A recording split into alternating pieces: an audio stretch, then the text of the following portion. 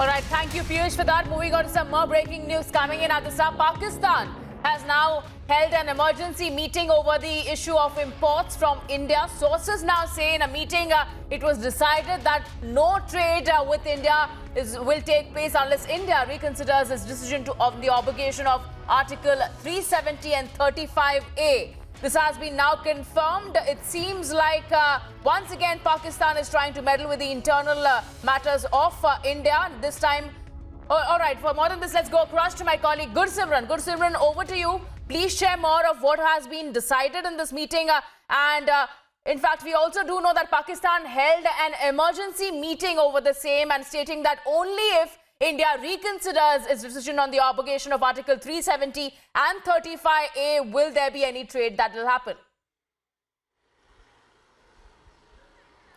Yes, the flip-flop from the Pakistani side continues, and the confused Prime Minister of the Pakistan, Imran Khan, called an emergency meeting wherein he summoned the Foreign Minister of the Pakistan, Minister of Foreign Affairs officials, as well as the Minister for the Planning and Human Rights. And during the meeting, it was discussed that how can the trade be started with the Pakistani side. But it is clear that Pakistan Prime Minister and the Pakistani leadership is under the pressure of the Pakistani army and the ISI, and that's why the decision was taken it was yesterday, because we have seen how Pakistani Prime Minister, who is himself in charge of the Commerce Ministry, on 26th of March decided that a proposal be sent to the Federal Parliament that the trade be restored with the India. But on the 1st of April, when the meeting of the cabinet took place, he himself rejected his own proposal under the pressure of the ISI and the Pakistani army, because they don't want any kind of peace. And today the same thing happened when the meeting took place. Many of the officials were of the view that the trade should be restored because it is the Pakistan which is facing the brunt at the economic front.